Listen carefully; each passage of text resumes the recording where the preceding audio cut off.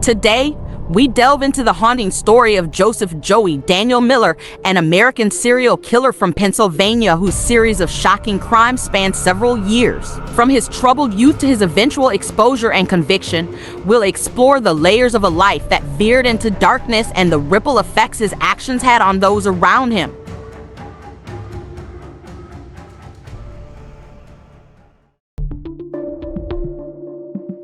Joseph Joey Daniel Miller was born on September 2, 1964, in Steelton, Pennsylvania, into an impoverished family. From an early age, he displayed significant learning difficulties, including what appeared to be anterograde amnesia, which prevented him from forming new memories easily. These issues, coupled with a low IQ, made him a target for relentless bullying in school, compounding the deep-rooted problems he faced at home. His immediate family consisted of 3 brothers and a sister, all of whom grew up in a cramped and volatile environment. Reports indicate that Joseph's parents were not only physically abusive, but also subjected him to emotional torment. There were suspicions of incest involving his father and older sister, who gave birth at the age of 15 in 1970, claiming that her own father was the child's father. Authorities investigated, but ultimately never pressed charges, as her testimony was questioned and she fled home under threats. By the time Joseph was in elementary school, he was already struggling to keep up academically. He dropped out after the 4th grade, feeling that formal education had little to offer him. During this period, his coping mechanisms turned destructive. He began consuming alcohol, committing petty theft, and allegedly endured sexual abuse by an uncle. The combined weight of all these traumas severely warped his view of authority and personal boundaries. Trouble soon escalated when he was around 12 years old. After getting beaten in a street fight, Joseph retrieved his father's shotgun and sought revenge by wounding his attackers. The justice system responded harshly, sending him to a juvenile institution. What might have been a turning point for rehabilitation instead became another site of brutalization, as Joseph claimed he experienced repeated physical assaults by overseers and sexual violence from fellow inmates. Upon his release in the early 1980s, Miller made attempts to reintegrate into society, but he was haunted by the psychological scars of his childhood. He turned to drugs, leading to multiple arrests for offenses like theft, assault, and arson. During one especially dark episode, he nearly overdosed on narcotics. His life had descended into a pattern of crime, addiction, and little hope for stability.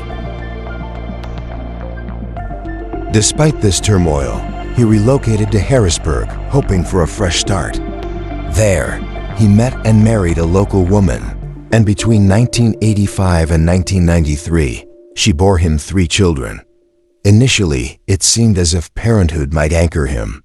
However, the strains of poverty, substance abuse, and deeply ingrained trauma overshadowed any chance of creating a stable family life.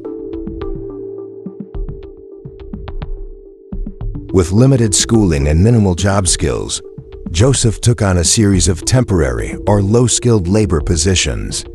He struggled to maintain regular employment, drifting from one opportunity to the next. His growing frustration, combined with a toxic home environment, only fueled the anger and detachment that had been brewing since childhood. Neighbors in Harrisburg recall a man who seemed distant, erratic, and prone to bursts of temper. As time went on, rumors circulated about his abusive tendencies at home. But it wasn't until 1992 that the full scope of his crimes would burst into the public eye, forever etching Joseph Miller's name into local infamy.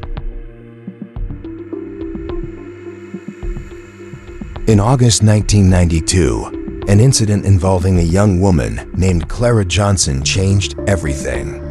Miller had been drinking at a Harrisburg bar with a friend when he encountered Johnson and offered her a ride. Though initially hesitant, She agreed on the condition that Miller's friend remain in the car. Once the friend was dropped off, Clara realized she was in imminent danger. Miller drove her to an isolated spot near train tracks, where he overpowered and tied her up. He reportedly raped her twice and intended to kill her.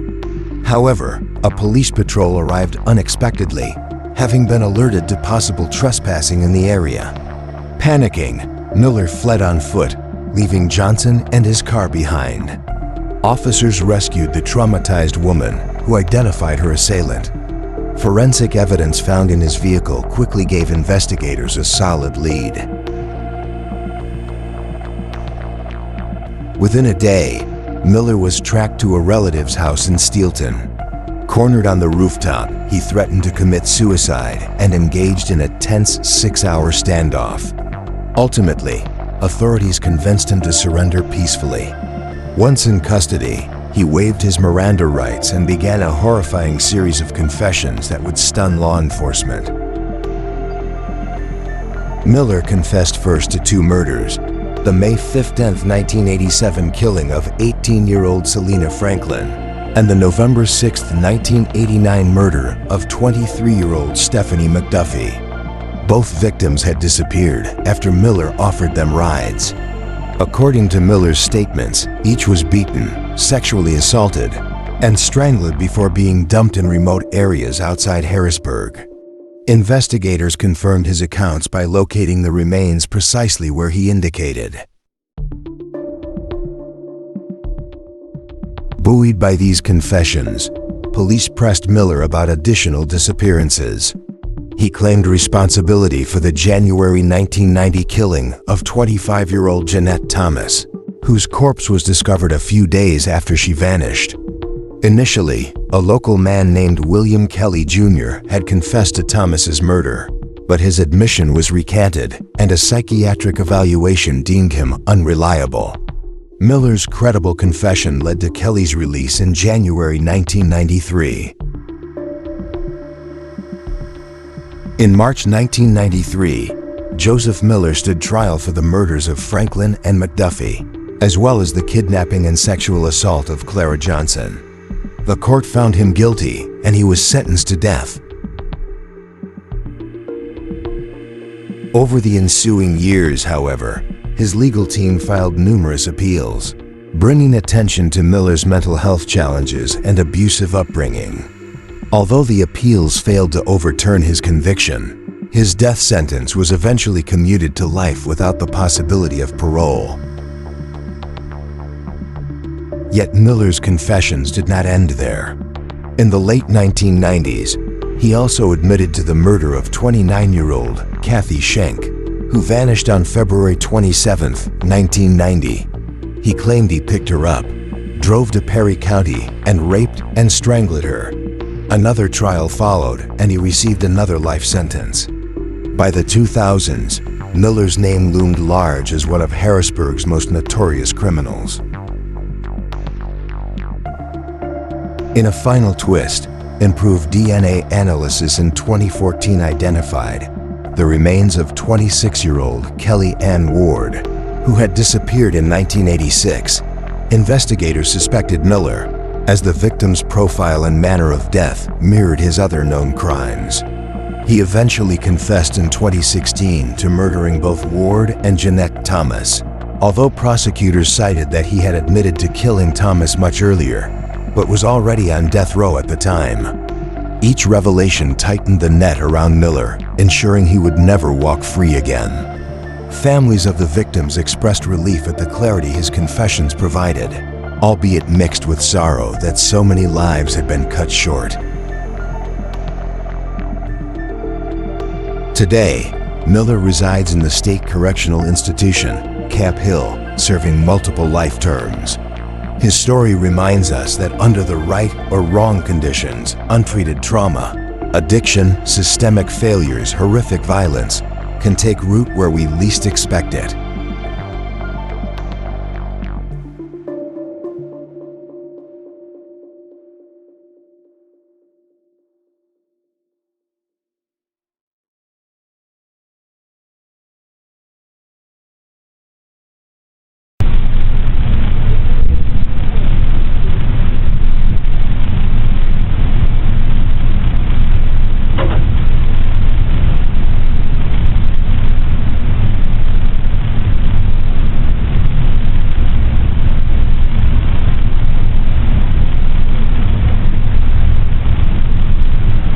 when I seen this lawyer the first time, I told him I wanted to just clear this up and make it, you know what I mean, with the DA.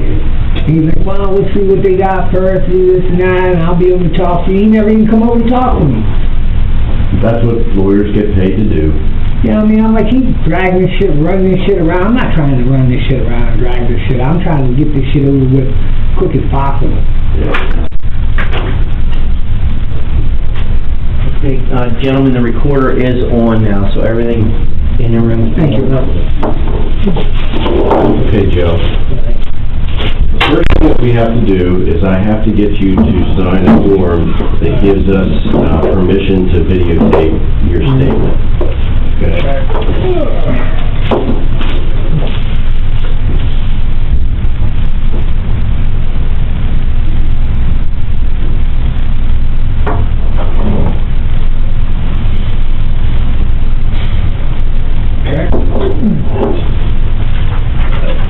And then I have to read this, so just bear with me, and then you're going to have to answer a couple questions, okay? I, Lieutenant Darrell Ryder of the Swiderra Township Police Department, in the presence of Corporal Timothy Chateau and Joseph Miller,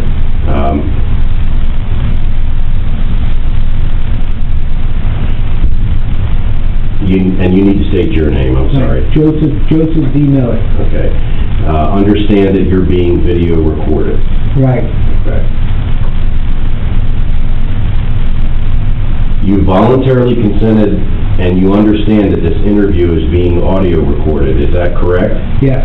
Okay. You have a constitutional right to remain silent and you need not talk to me if you do not wish to. You don't have to answer any of my questions. Do you understand that? Yeah. If you do talk to me, anything you might say can and will be used in a court against you. Do you understand that? Yeah. If you want a lawyer to be present now or at any time during this questioning, you have a right to have one to talk with before and during questioning. Do you understand this? Yeah. If you can't afford to pay a lawyer, the court will appoint one for you at no cost, and all questioning will stop until that lawyer has talked with you and is present. Do you understand that? Yeah. You can decide at any time not to answer any questions or make any statements. Do you understand this? Yeah. Knowing these rights, do you wish to talk to me without the presence of a lawyer and answer my questions? Yeah. I want to go a little bit further and make sure that this is clear for everyone. Right. Today, when we picked you up to fingerprint you, did you approach myself and Corporal Chateau and tell us that you wanted to speak to us? Yes, I did. Can you say what you told us? Yes, I told you that I wanted to speak to you two about clearing this incident up with the district attorney, without an attorney, get through this process, so I can get out of here and get this over with, and give the victim's family peace of mind, and to clear the record. Okay. Do you understand, were you made any promises in regards to speaking with us? No. Okay. And you've been fairly treated and you came here on your own free will and accord? Right. Okay. You understand English and you clearly understand what we're saying and what we're talking about? Right. Okay. Okay, well, that being said, we're going to talk about the incidents today that we're discussing, or the incident that you just got charged with, and that's the murder of Ann Ward, Right. Kelly Ann Ward. Right. And we're also going to talk about Jeanette Thompson. Right. Okay, so do you have one that you prefer to talk about first, or? We can talk about Jeanette Thompson first, if you want. Okay. So that we're clear, Jeanette Thompson is a female that was found in Swiderra Township in the landfill before Stephanie McDuffie and Selena Franklin. Right. It was actually the first body that was found back in, I believe it was 90 or 91 that it was found. And at that time, Swiderra Township Police arrested an individual by the name of Kelly for this homicide. Right. Afterwards, there was DNA evidence that came out that showed that your DNA Right. was inside Jeanette Thompson. Right. And we believe that you murdered Jeanette Thompson and placed her in the landfill. Right. Can you tell us how that crime occurred? Yeah, I met her one night in the Uptown bar. Well, actually, it was a bar in Stilton that I met her. And Do you remember, Joey, what year that was, or around month or day, or is that too long ago? it's been a long time. My memory ain't really that good, but I know I met her in the bar. It was a Stilton bar across from the firehouse. There used to be a club over there. I forget the name of the club on Front Street. And from there we went out drinking and stuff. And then we went up to the landfill. We kind of got, we had sex and stuff, and then we kind of got into an argument, and one thing led to another, and I ended up killing her. Now, when you said that you had sex, were you paying for the sex? Was she a prostitute? No, actually it was consensual sex. Okay. What was the argument about? It had something to do with something stupid over money, and I was pretty wasted that night, and one thing led to another. She smacked me, and then I got pissed off, and I just hit her. I think I hit her with an old tire iron or something in the head. Was that something that you found there? Yeah, it was laying in the landfill. What happened when you hit her with the tire iron in the head? She just fell down. She didn't get back up. So then I figured she was dead, so I just dragged her body over by a lake bed and just covered it up with leaves and stuff.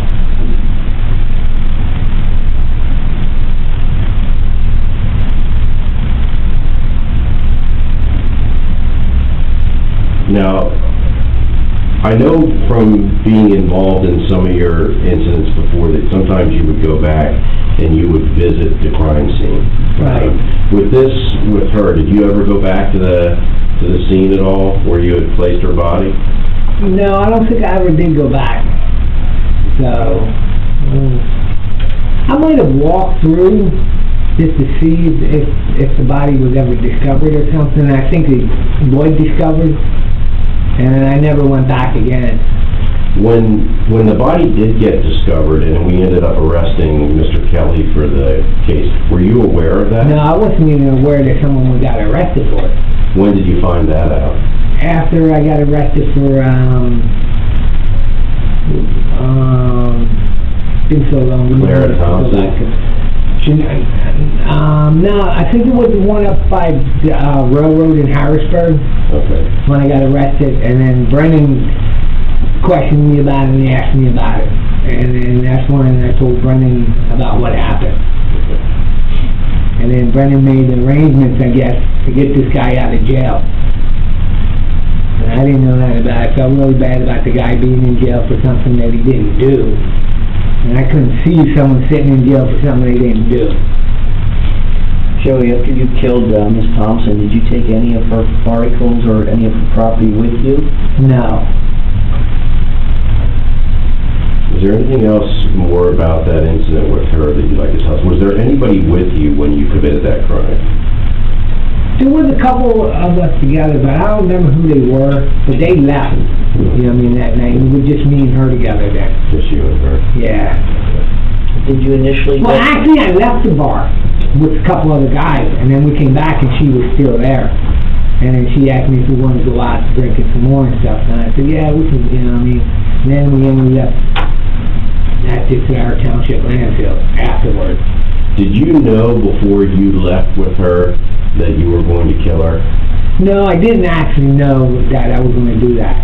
It just happened, you know what I mean? It was a heat of the moment when she smacked me and I got pissed off after we had sex and stuff. And then she just, I forget what we were arguing about. It had to do with money or something. And then she smacked me and I got pissed off. And I just picked up a piece of metal object lying there on the ground. I picked it up and I hit her once in the head. How many times did you hit her, Joe? I think maybe 2 or 3 times. Did you hit her after she fell into the ground? Yeah. Yeah.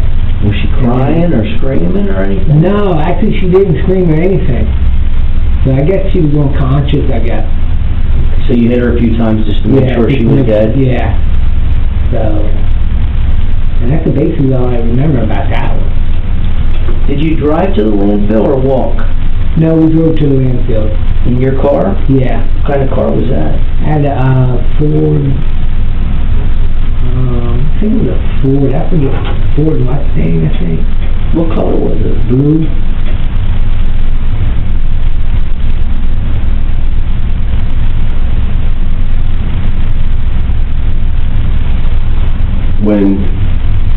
When you placed her down in the landfill, is that why then you decided to place Selena Franklin and McDuffie in the same area because it was? Well, actually, Selena McDuffie was the first one I put in the landfill. Okay. And then it was Selena, and then it was Selena and then McDuffie, and then I forget her name, the other one, and then it was Anna Ward after. Well, I think Anna Ward would have had to have been before, because Anna, well, I'm not sure how long Franklin and McDuffie were in the landfill, Right. but Ann, you got released from, let's move to Ann Ward. We're Right. done talking about Thompson. Ann got reported missing by her family in February of '86. You got out of jail in February of '86. Right. So that probably would have been one of your earlier ones. It's been so long time of trying to remember everything, you know what I mean? That's Well, kinda, tell me what you remember about Ann Ward, Kelly Ann I Ward. remember Ann And Ward. Let's make sure we're talking Yeah. about the same person. This is, Yeah, I met Anna Ward uptown. I'm not too familiar with the area and stuff, but it was in the uptown area. do you remember when that was that you met her? It was late at night, I know that. But do you remember what year roughly? Was it '86? Either '86 or the beginning of '87, I think it might have been. Okay. Where did you meet her at uptown? Uptown, it was I'm trying to remember the area back then. It was. Was it at a bar or on the street? Yeah, it was a bar on the corner. It was, I remember it was late at night, I met her, and... Well, what happened after you met her? I met her, we hung out for a little bit, and then she wanted some money, so I went that night to my brother-in-law's house to try to get some money from him. And... She wanted money for sex? Yeah. Good. And my brother-in-law gave me, I borrowed like $25 from my brother-in-law that night. Who's your brother-in-law? Dave Keller. Dave Keller? Yeah. Where did your brother-in-law live? Did you go to his house? Yeah, we went to his house. She was out in the car waiting while I went up to talk to him. What car were you driving back then, do you remember? It was a blue Ford. Okay. And so then I gave her the money, and then we went out, we was partying a little more, and then we ended up at the landfill. And then we had sex, and then she wasn't satisfied with the money I gave her. And then she started talking about she wanted more money, and then I told her I didn't have any more. And we got into a heated argument, and I was like, well, and one thing led to another. We need to be a little bit more specific than that. Okay, well, I was already mad about the fact that she wanted more money after we agreed on, 25 that I already gave her. And she wanted more money, and she talked about she wanted to tell the cops that I raped her, I did this, did that. So, and And then me already thinking, well, if the cops get involved with this, then they're going to think that, you know what I mean, try to get me for the other ones. And so I was like, I had nothing else to lose, so then I just killed her.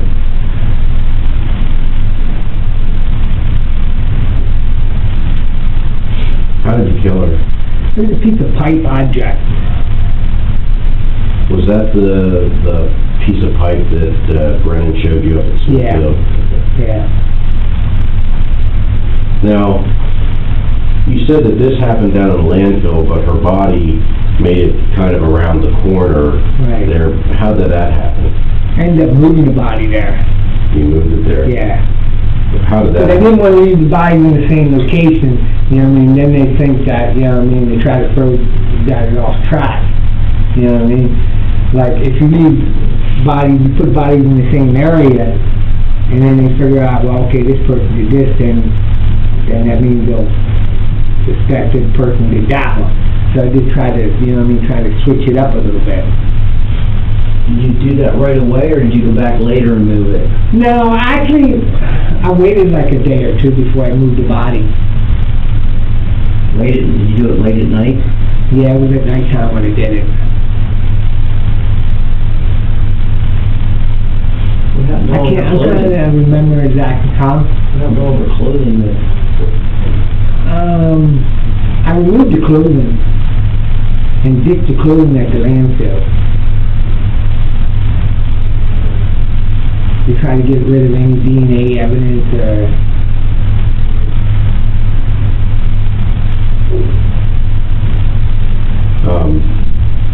Were you aware when we found her body in 1997? Did you hear anything about that? No, I wasn't aware of it. I know they said they found a body somewhere, but and then I never heard anything else about it. You had mentioned something to me earlier that you found out then that somehow you believe you were related to Kelly Ward? Yeah, after a while, through my sister's, I think it was my sister's, to one of her former lovers or something, they had a child, and that was supposedly be her aunt, I think it was. And then... Did you find that out after you found out they had reported her missing? Yeah. So then I was like, you know, it kind of started to take a toll on me, and I was like, I can't believe I did that. You know what I mean? Joey, how many times did you hit her with the pipe? A couple times, I think. Now, did she fall down after you hit her the first time? No, actually, she didn't fall down the first time, so I hit her a couple more times. Where did you hit her? What part of her In the body? head. Yeah, so And when she went down to the ground, did you hit her again when she... yeah, a couple more times just to make sure she was dead. Yeah. Describe that as how you placed her body, where you placed it when you moved it. Wow, that's a long time. I think I had a... When I put the body down, I think I laid it face down and covered it up with a bunch of debris. We found tires set up near the body. Did you set those up? Yeah, there was tires, yeah, and a bunch of like wood and debris and stuff. Why did you set the tires up there so you knew? Try to hide the body. Try to, you know what I mean, figure there's nobody gonna come to, you know what I mean, like old tires and stuff. Did you go back and visit that body at all after you moved it from the landfill? Yeah, I did. Yeah, just to make sure no one found it. And apparently no one found it, so I figured, you know what I mean, it'd be... Well, interestingly enough, right after it was found, we got a report from a family down the road that they found a bone in their backyard. Did you move or throw any of those bones around? No, not that I can remember. Maybe it's wild animals got a hold of the bones and moved them or something. Brennan had asked you when we talked up in Smithfield about she still had a watch on. Why did you take her watch? I didn't know she had a watch. When I told Brennan that, honestly, I didn't know that she had a watch. Like I said, we just, you know what I mean, it's drunk, you know what I mean, not really being, you know what I mean, Joey, did you kill all the girls in the landfill? Yeah. So you would be out with them, you'd meet them, be drinking and partying, and what would you tell them? Why would they think you were going, what were they thinking when you took them to the landfill? There was actually, so we went to another bar. You know what I mean? But it wasn't a bar, it was just, you know what I mean, an old dump. At what point did any of the girls realize something was wrong? Did any of them say anything to you when you got there? Like, did they start to figure out something was wrong? No, actually they didn't say anything wrong, you know what I mean? But then, you know what I mean, after we were done, they got in a heated argument about money-wise, and you know what I mean, I'm like, now what am I going to do, you know what I mean? So, we get to arguing, you know what I mean? So, the reason they didn't question is because you were going to be paying for sex, and that was a place you could take them to have sex where nobody would see.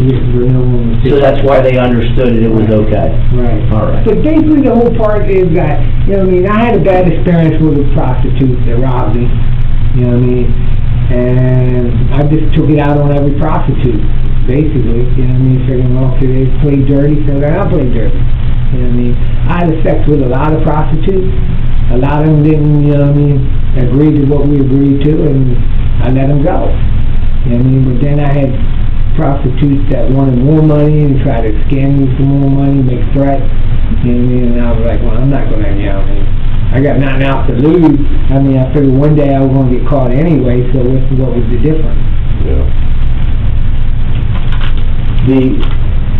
Brendan had asked you about those statuettes that were found in your house. When What? the statuettes that were found in your house, there were 7 of those, and we have 7 victims here in Dauphin County. Was one for each victim? Yeah. Actually, it was like, more like a spiritual thing. You know what I mean? To keep the, because I used to have bad nightmares and stuff, you know what I mean? You know what I mean? So I try to ward off the spirit. Oh, okay.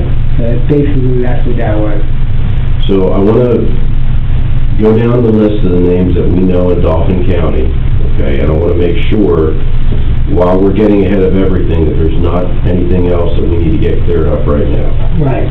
So we have Selena Franklin and Stephanie McDuffie, Ann Jeanette Thompson, and Ann Ward that you killed in the landfill. Right. That's 4, correct? Right. Then you have Penny Woodward, who survived the attack In Perry County. in Perry County, and Clara Johnson, who survived the attack in Susquehanna Township. Right. And then we have Kathy Schenck, who was Phoenix Bell Right. in Perry County. Right. Okay. And is that all your victims? That's it. That's all my victims. There ain't no other ones anywhere else. That's the only thing I did. And the commonality between all these is that they were all black girls from Harrisburg, usually around the Uptown area. Right. Bigger girls, that some of them were involved in prostitution, correct? Right. Okay. Now, it has been rumored, and I want to talk to you about this, that there are some victims that you have in North Carolina when you went down to visit family members in North Carolina. Right. Is there any truth to that? No, there's no truth to that whatsoever. I've been to North Carolina a couple times, you know what I mean, but the whole time I've ever been to North Carolina, I never left. I used to go down on vacation with my family to visit her sister and stuff. We used to go down there, but the whole time I was down there, I never left my family's sight. Did you have consensual sex with any prostitutes that you were there? Never. That there would be any reason any of your DNA would be anywhere near any of these girls? No, not whatsoever. You know what I mean? So that's, you know what I mean, that's just a rumor, that's not true. You know what I mean? And I was in North Carolina one time on a run. I stayed with my sister-in-law, Diane, for 2 weeks while I was down there. She didn't know I was on the run at the time, but the whole time I was down there, she would verify that I never left her house to go anywhere by myself. So there's no truth to any of that in North Carolina. That had anything to do with any homicides or anything in North Carolina. And if I did, I would clear it up. Okay. Well, you did. You cleared this up, and one of the reasons that you said you did that was to help get the family closure. Let me ask you this, Joey. What do you think should happen to you for killing all these girls? I figured that, you know what I mean, I'm already doing life in prison. You know what I mean? What more, you know what I mean? it's time to clear up the whole situation, you know, I mean, that's what I wanted to do in the first place. But sometimes when you get attorneys involved, it kind of makes things more difficult. So what are you saying? You're saying that you told your attorney you wanted to clear this up? Yeah, you know what I mean, just clear everything up, you know what I mean, but they were like, well, let's wait to see what they got, you know what I mean, but I knew in my heart, you know what I mean, and I figured it's time to do the right thing, get it over with, you know what I mean? Joey, since we've been speaking, you're very articulate, you can tell you're intelligent, you know, and I just want to make sure for the record that there's never a question down the road regarding your competence. Do you consider yourself mentally competent? Yeah, I consider myself mentally competent. And you I know consider right from wrong. and you consider yourself competent enough to speak with Lieutenant Ryder and I about all these matters today? Yeah. Okay. And these details seem very clear. You know, you shared with me that this has been bothering you. Your conscience, the older you get, the more your conscience bothers Right. you. Obviously, having the statuettes, you felt there were spirits or nightmares, and it's been working on you. And the facts you gave us seem very specific and clear. So just, Right. you know, just to make sure, because we want to give the families a peace of mind knowing that the matter Well, is I resolved. want the family to know that it was not personally. It's things that happened in my life that caused me to do the things that I did. You know what I mean? I'm truly sorry for what I did to your daughter. You know what I mean? I didn't really mean to do what I did. But sometimes when you're drinking and you got other problems in your life, that leads one thing leads to another, and it's just one of those fortunate incidents that just happened. You know what I mean? But it was nothing personally.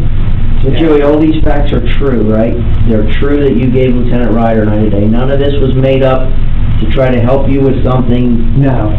You heard Lieutenant Ryder when he started the interview, you know, we can't force you, we're not forcing you Right. to do any of this, and that's what I want to make sure it's perfectly Right. clear, that you're not making up this story. No, I'm not making up no stories or anything to get anything special out of anything. I just want to clear the record up and get this out of the way. I don't want it coming back, you know what I mean, another 5 or 6 years later, have to go through all this all over again. I just want to get it over with, put this to rest once and for all. And Joey, I respect that you're willing to do that at this point. I do. Because I know for a fact how it is. I have daughters myself. I don't want one of my daughters coming up missing and not knowing where they're at or what happened to them. You know what?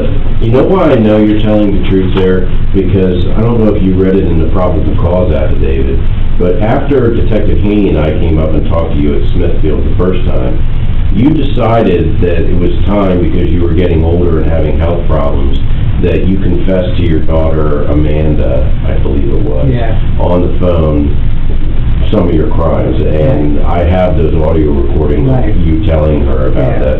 So I believe you. I think in some way us coming up and talking to you about her sparked you deciding that you needed to get this cleared up, because I think you felt guilty about Right, this. yeah. Well, see, I didn't know in the beginning that they ever, you know what I mean, what they were doing, you know what I mean? So I figured I'm already doing 3 life sentences now, so what's, you know what I mean, they're just going to put it under the rug anyway. I figured, you know what I mean? But But you- it was still eating at me. You considered talking that day, though, because you begged me to give the warden my card so he Yeah. could call me.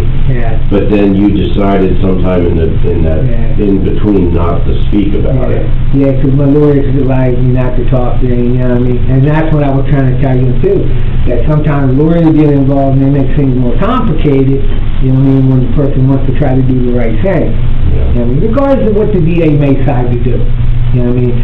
I know I cleared my conscience, you know what I mean, tried to make things right. What would you feel, though, if out of this, you telling us now that the district attorney decides they want to pursue the death penalty against you? I would be really disappointed for him to want to give me the death penalty. I mean, I know I did some bad things in my life when I was younger, but I'm not the person that I was back then. I am a totally different person today. You know what I mean? We all make mistakes in our life, and sometimes I had a rough life growing up. I mean, I had terrible things happen to me as a kid, you know what I mean, and it just drags on with me. But I don't think the death penalty is the answer to the question.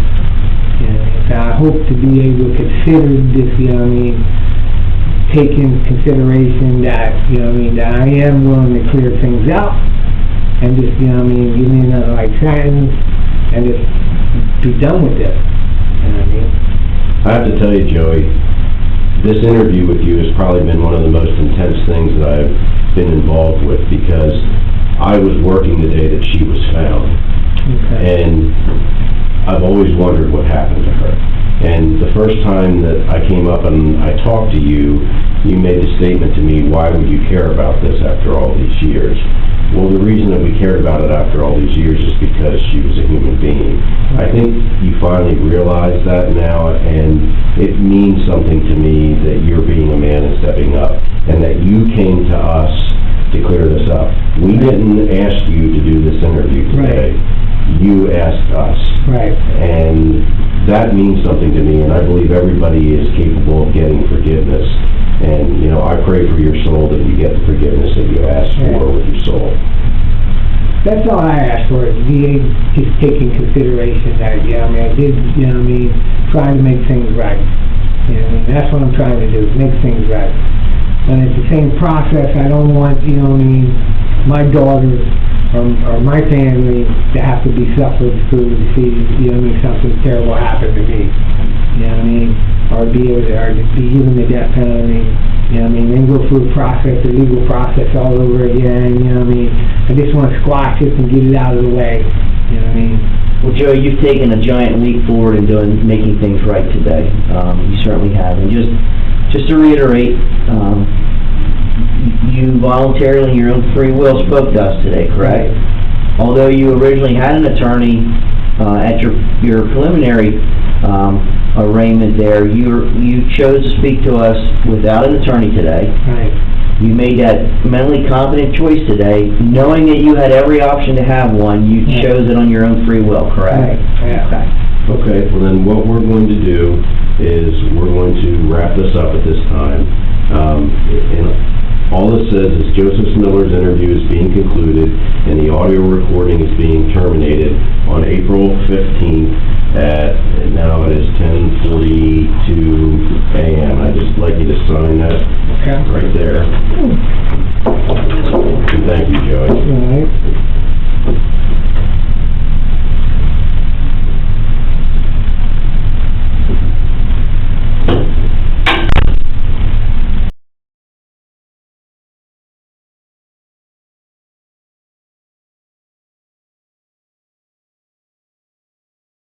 All right, so are you ready to really get into this? Today we're going to do a deep dive into the life and crimes of Joseph Miller.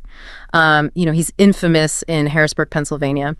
And what's so fascinating about this case is we have all these sources. It's like an entire chronicle of his life. Yeah, it's incredibly detailed. You really get a sense of the complexities of this case. But here's the thing. The thing that really gets me, and maybe you too, is that while he was on death row, Miller confessed to even more murders. I mean, why would someone already facing the ultimate punishment... Almost like a paradox. Why would you add to your burden when you're already facing the most severe consequences? Right. It makes you wonder about his motivations, his state of mind. Exactly. And it really forces us to grapple with some tough questions about the cycle of violence, the justice system, and the lasting impacts of trauma. Okay, so let's unpack all that. Let's start at the very beginning. Miller's childhood was, to put it bluntly, really rough. We're talking extreme poverty, learning disabilities. He was constantly bullied. And on top of all that, the sources paint a picture of a really volatile home life. Lots of abuse. Yeah, and this is where it gets really heavy. There are allegations of incest, his father and his older sister. And she actually got pregnant when she was just 15, claiming her own father was the baby's father. It's a horrific allegation.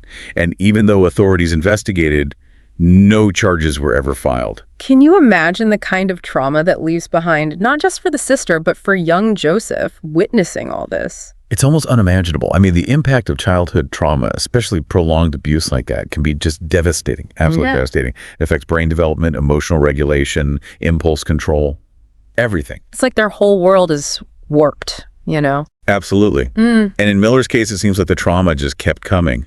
There are also allegations of sexual abuse by an uncle. And then at just 12 years old, he uses his father's shotgun to attack a group of boys who were bullying him. It's heartbreaking. It's like he was trapped in this cycle of violence from such a young age. Yeah, victim turned perpetrator. And instead of receiving help and support, what happens? He's sent to juvenile detention. And he later claimed that the detention center was just another breeding ground for violence. He alleged both physical and sexual abuse. This is a classic example of what's often called the school-to-prison pipeline. It's this idea that harsh punishments in school can actually push vulnerable kids towards the criminal justice system instead of addressing the root cause of their behavior. It's like the system itself is perpetuating the cycle of violence. Sadly, in many cases, that's exactly what's happening. We're punishing kids instead of helping them heal and grow. So, Miller is eventually released in the early 1980s. He tries to rebuild his life, but those psychological scars, they don't just disappear.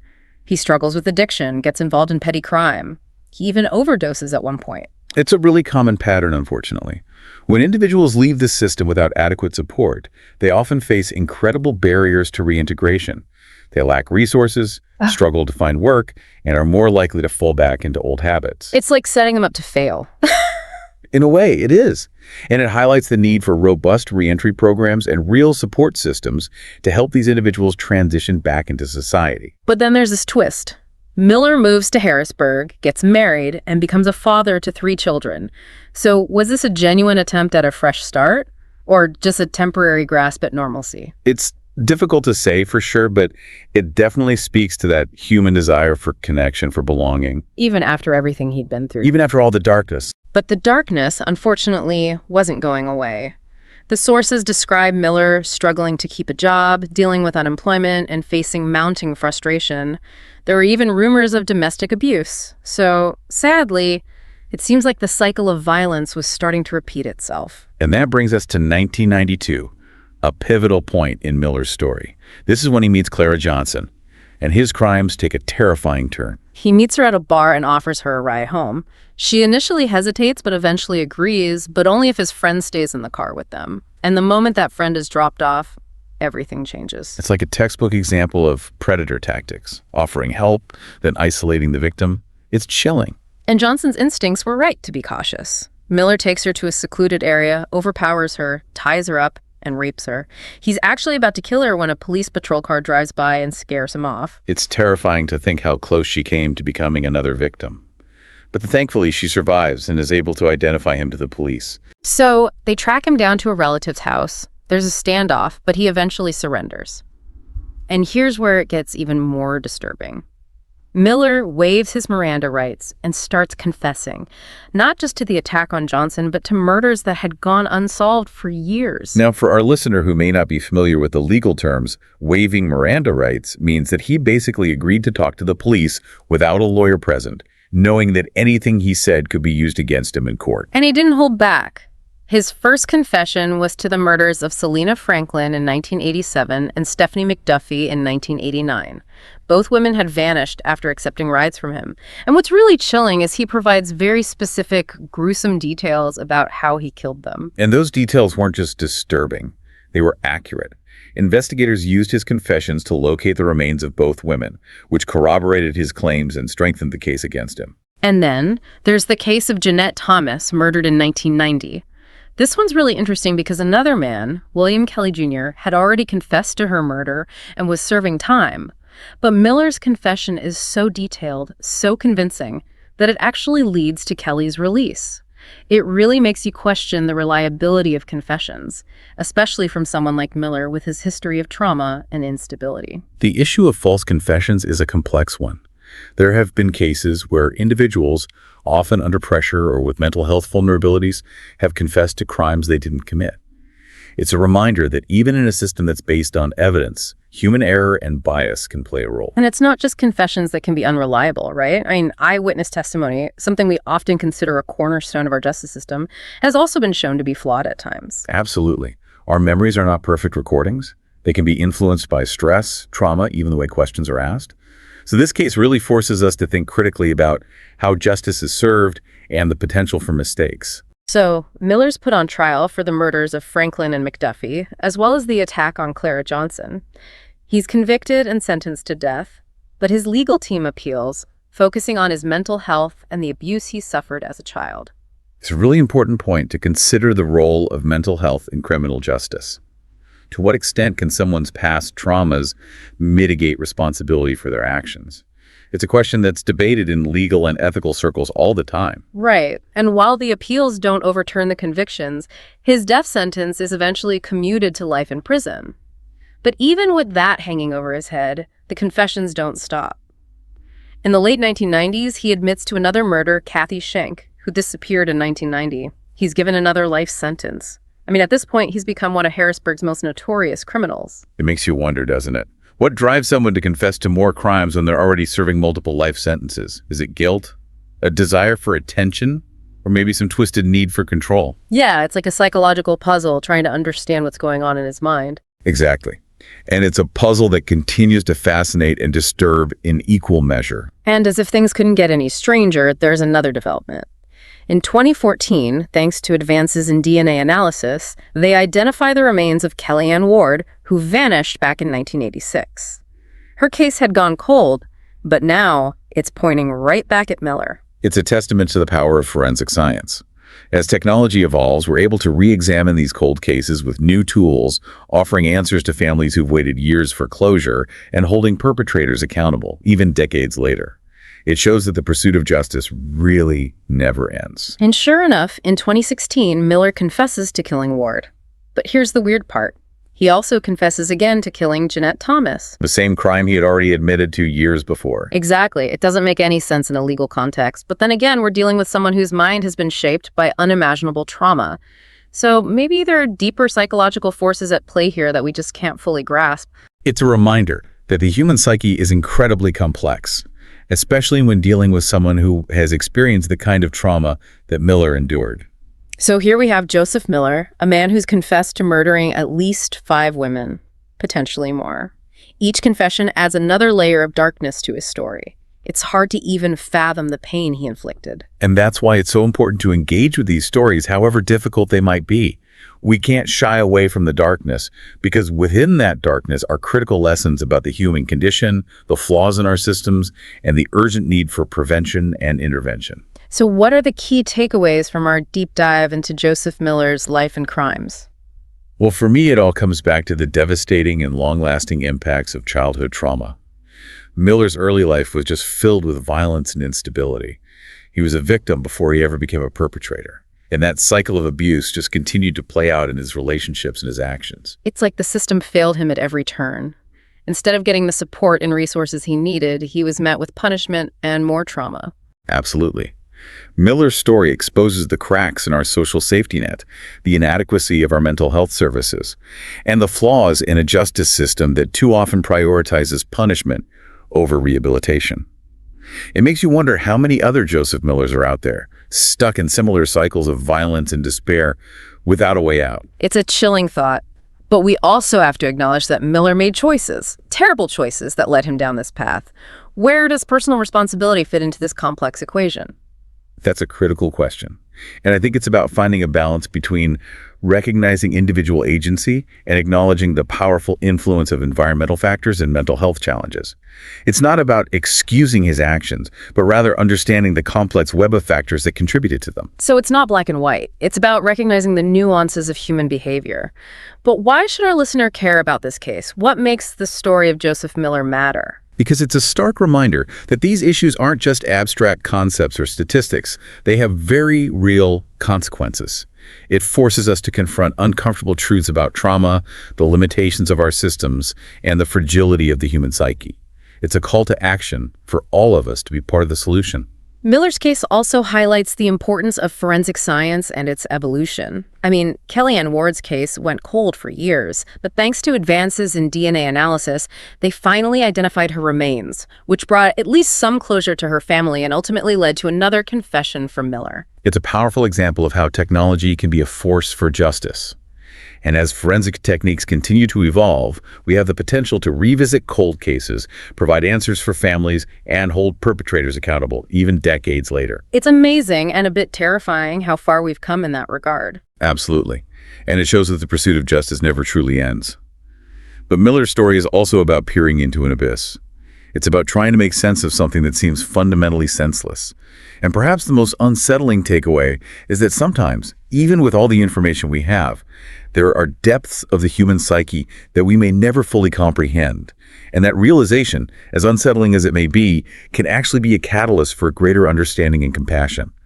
It pushes us to move beyond simple explanations, to acknowledge the nuances of human behavior, and to approach these complex issues with humility and open minds. So where do we go from here? What's the final thought you want to leave our listener with today? I think the most important question we can ask ourselves, considering everything we've discussed, is this. Could tragedies like this be prevented? Could early intervention, trauma-informed care, and a more rehabilitative approach to justice have changed the course of Miller's life? And could they have saved lives? That's a really powerful question. It challenges us to look beyond the horror of his crimes and imagine a world where this darkness might be averted. It's a call for all of us to be part of that solution. It really does make you think, doesn't it? Yeah, about the bigger picture. You know, you mentioned the cyclical nature of violence a few times already. Can you explain that a little more, like for our listeners who might not be familiar with the concept? How did this actually play out in Miller's case? Sure. The cycle of violence, basically it describes how people who experience violence, especially as kids, are more likely to become violent themselves later on. It's like a chain reaction almost. So in Miller's case, witnessing all that and experiencing it himself, it kind of created this blueprint for how he interacted with the world even when he was trying to build a stable family. Those patterns came back. Exactly, yeah. It doesn't excuse his actions, of course, but it helps us understand that connection between personal history, environment, and, the choices someone makes. And it really highlights how crucial early intervention is. Yeah. And providing trauma-informed care. It's about breaking those cycles before they even start. Right, and we've also been talking about those systemic failures that kind of pushed him down this path. What did those look like specifically? Well, I think one of the biggest ones was the lack of investigation and prosecution in that incest case with his sister. It shows a failure to protect vulnerable people, and to hold abusers accountable. And then sending him to juvenile detention, a place that he described as being full of violence and abuse, well, that probably just traumatized him further. Yeah. It points to a real lack of resources and programs within the juvenile justice system. Programs that are designed to actually address the root causes of that behavior and give these kids the support they need to make real changes. It's like instead of rehabilitating them, we're setting them up to fail. Right. And once he was released, that lack of support for ex-convicts, especially those who are dealing with mental health and addiction issues, it made it almost impossible for him to build a stable life. It's a really bleak picture. It is. But it underscores the importance of having strong re-entry programs, support services that can actually help these individuals rebuild their lives. Yeah. Without access to housing, job opportunities, mental health treatment, that cycle of going back to prison just continues. It's heartbreaking because Miller's story is a tragedy on so many levels. It's a tragedy for his victims, for their families, for Miller himself. And in a way, it's a tragedy for society as a whole. We failed to step in to provide the support that was needed to prevent this. It really is multi-layered, isn't it? Yeah. It makes you stop and think about how we can create a world where stories like this happen less often, where they're less devastating. So let's talk about those confessions specifically. What are some of the things that might lead someone to confess to crimes, especially when they're already serving a life sentence? Well, it's complex. There could be a genuine desire to atone for what they've done, to unburden themselves and maybe seek forgiveness.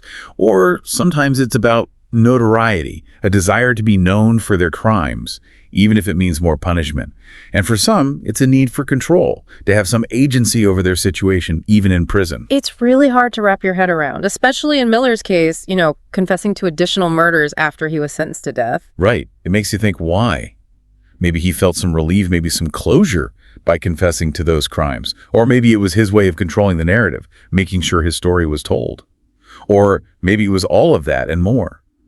It's hard to say for sure. And then there's that weird thing, right? Confessing to Jeanette Thomas's murder twice, years apart. Yeah, that's really strange.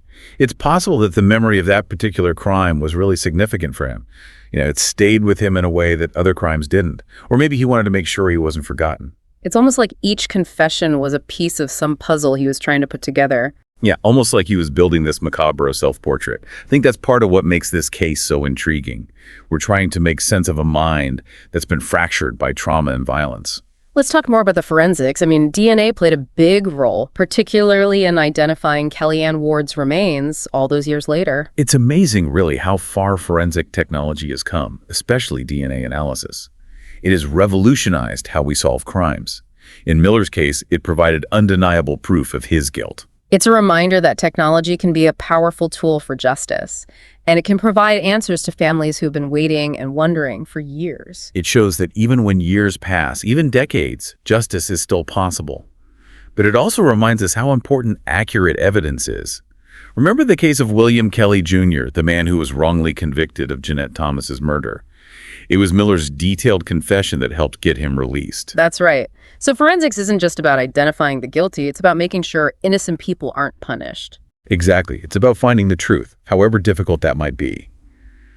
But going back to Miller's past, there's that detail about his possible anterograde amnesia.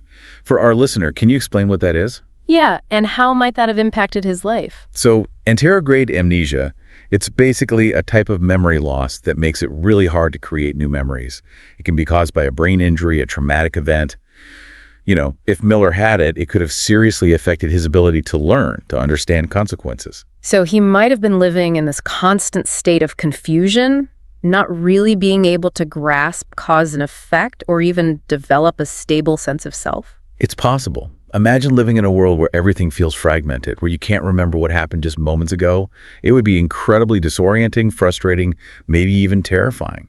And if that's combined with all that abuse and neglect, it's not hard to see how he might have ended up with a really distorted view of the world. Absolutely.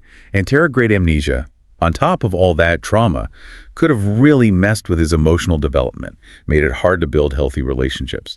So it's another piece of this puzzle. And it makes you think if things could have been different, if he'd gotten the right diagnosis and support for his memory problems. It's a question worth asking. Could early intervention have changed his path? It makes you realize how important it is to understand and treat learning disabilities and cognitive issues, especially in kids who've already experienced trauma. It's about treating the whole person, right? Not just focusing on their behavior, but understanding all the factors at play. Exactly. Every person, no matter their past or the challenges they face, deserve compassion and the chance to live a full life. And it's so important to remember the women he victimized, to remember that they weren't just names in a case file. They had lives, families, dreams of their own. Could you tell us a bit about them and the impact their losses had on their loved ones? Absolutely. It's crucial to humanize these victims, to acknowledge the ripple effects of Miller's crimes. Selena Franklin, for instance, she was a bright young woman, working her way through college. She wanted to be a teacher, had a loving family. And then she vanished in 1987. It's unimaginable the pain her family must have gone through. Yeah, they searched for years, hoping she was still alive. Miller's confession, the discovery of her remains, it brought them some closure, I guess, but a closure born of tragedy. And Stephanie McDuffie, she was a single mom just trying to provide for her daughter. People described her as kind, always laughing, so devoted to her little girl. And then she's abducted and murdered in 1989. Can you imagine what that did to her daughter, growing up without her mom? The trauma of that loss, it's heartbreaking. It's hard to even think about. And then there's Jeanette Thomas.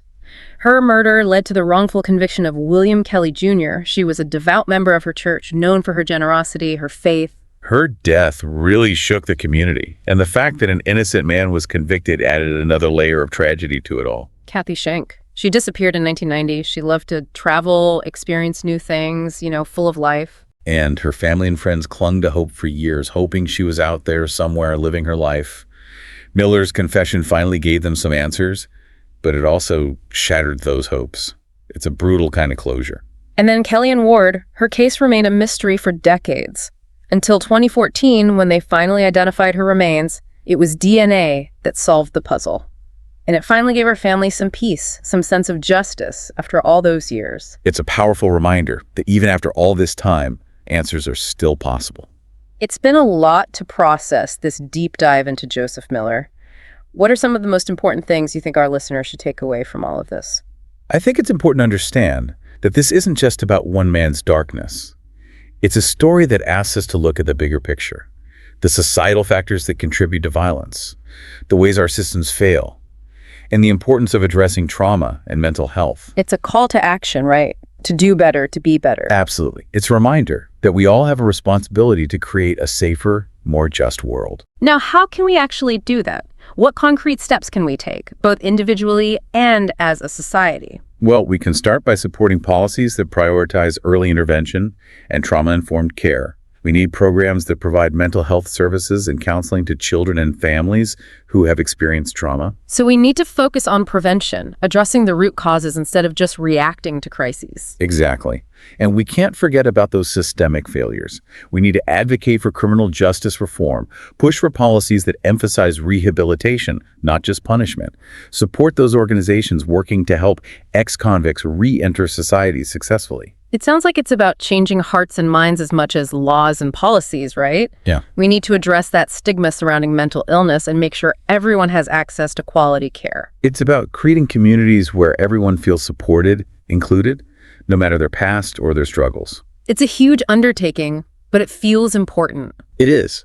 And if we can learn anything from Miller's story, it's that individual choices and systemic failures are deeply connected. We have to acknowledge that complexity if we want to make a real difference. So this deep dive, it's been heavy, but it's also been incredibly insightful. What's the final thought you want to leave our listeners with today? Well, I hope they'll walk away with a sense of hope. Because as tragic as Miller's story is, it's also a call to action. It's a reminder that we have the power to create a world where tragedies like this are less likely to happen. It's a reminder that even in the darkest places, there's still light. And we can choose to be a part of that light, to be a force for positive change. Exactly. We all have a part to play. Wow. It's really been something, this deep dive into the life and crimes of Joseph Miller. We've gone deep, really trying to understand what led him to do the things he did. But I think we've also learned some important lessons along the way.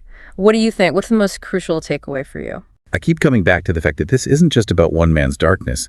This case, it's a reminder that all these things are connected. Violence, trauma, those systemic failures we talked about, it all creates this web that can trap people and push them down a really destructive path. It's easy to look at a case like this and think, oh, he's a monster, to distance ourselves, but that's not really helpful. No, it's not.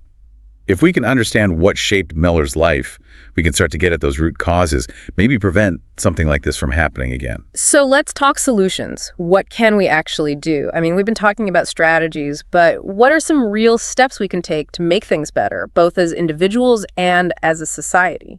Well, one of the most important things is advocating for those policies that support early intervention. Getting mental health services and counseling to kids and families who are dealing with trauma.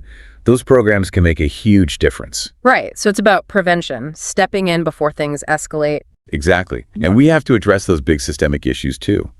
Advocate for criminal justice reform. Push for policies that focus on rehabilitation, not just punishment. And we have to support those organizations that are working with formerly incarcerated people, helping them build a new life. And it's not just about laws and policies, right? It's about changing how we think about these things. Right. It's about challenging the stigma around mental illness, making sure everyone has access to good mental health care. Yeah. We have to build communities where everyone feels supported and included. It sounds overwhelming, to be honest. It is a big task. Yeah. But I think if we can learn from cases like this, understand how individual choices and systemic issues are all tangled up, we can actually make a difference. Well, this deep dive has been honestly pretty tough, but it's been really important, I think. What's the one thing you really want our listeners to take away from this whole conversation? I hope they leave feeling hopeful, because even though Miller's story is incredibly tragic, it's also a call to action. It reminds us that we have the power to create a world where these things happen less. Yeah, it's a reminder that there's always light, even in the dark. Yeah. And we can choose to be a part of that, to be a force for good. Exactly. Thanks for joining us on this deep dive. We encourage you to keep learning about these topics and to have these important conversations about how we can create a safer, more just world for everyone.